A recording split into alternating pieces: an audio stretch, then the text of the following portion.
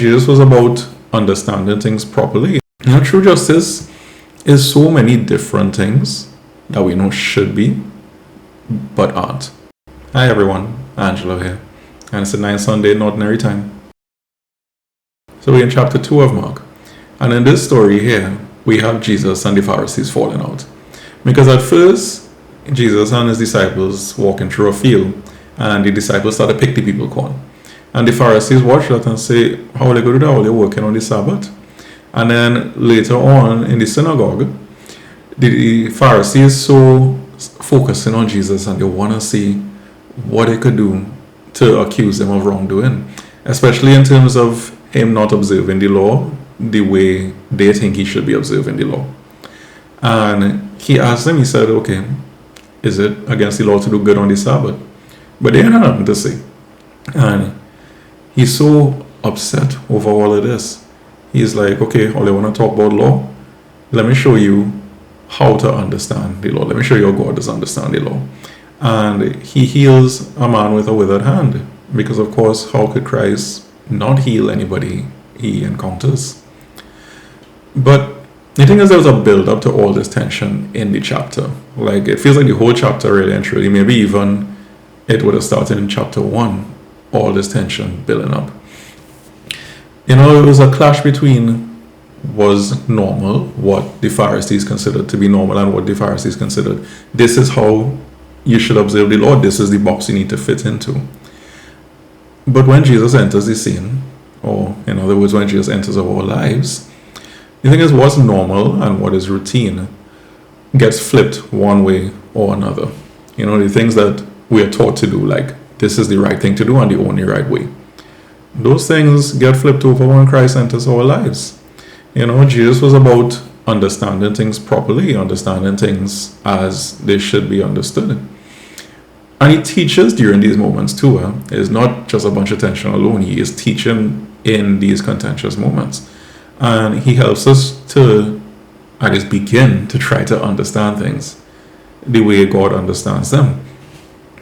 Christ is about breaking us out of these poor routines and, the things that we might often find ourselves doing simply for the sake of it. We're doing things because we feel like, okay, we have to, or this is the box we need to fit into. And not doing it with any kind of intentionality behind it. If we even had any intentionality at all, or this is just, okay, this is what you should do.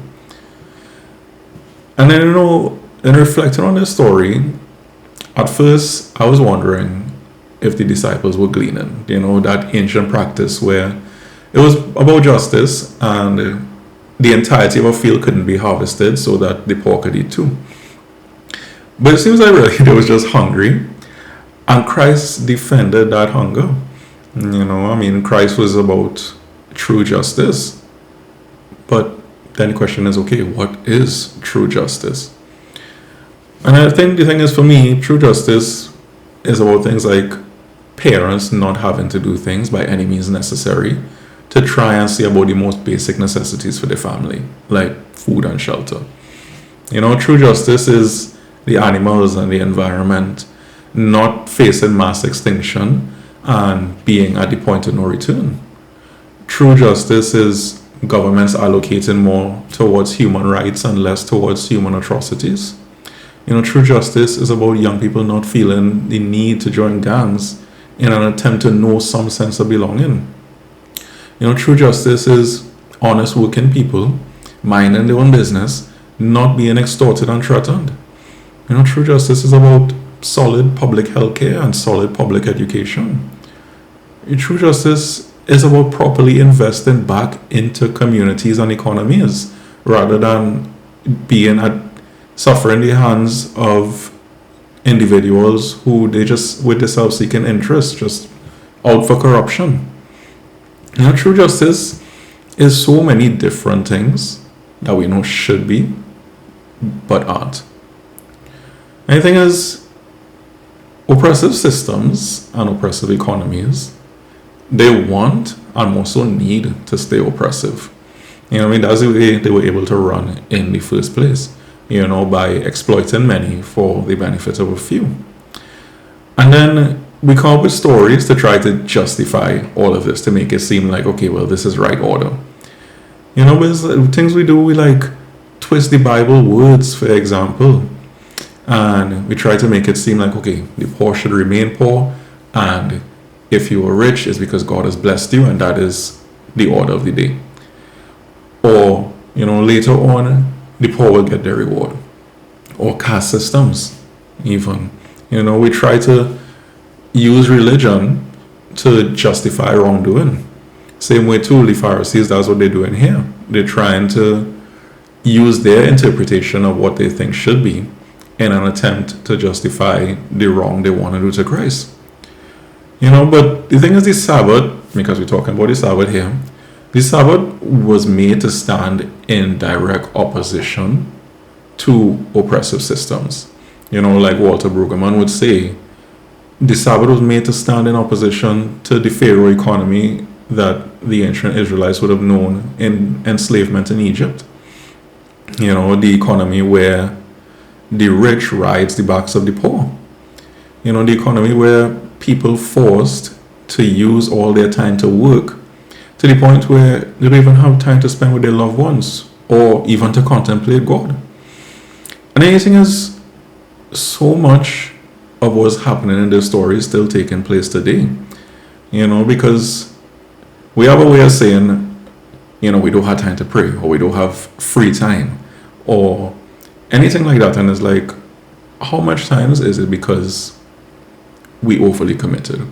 Or how many times is it because we're doing just what we need to do in order to survive? You know, I don't know. I feel like life meant to live. And situations that so many of us currently experiencing, this could never be life. You know, and I understand that this system won't change overnight. I mean, I completely get that. But I feel like our faith, and really and truly all the mainline religions in the world, they have answers to help balance these unjust systems the way they currently are. And I feel like we only need to look. I mean, for my part, if I had to recommend to somebody who doesn't even know where to begin, I would recommend by starting listening to the music of Bob Marley. You know, especially in the Caribbean context, because I feel like Bob music could help inspire so many positive movements for a more just society. But things have to change. We can't continue living the way we are. Too much injustice throughout the land. Anyway, that's it from me this week. And as always, thank you so much for watching. I appreciate it. Thank you.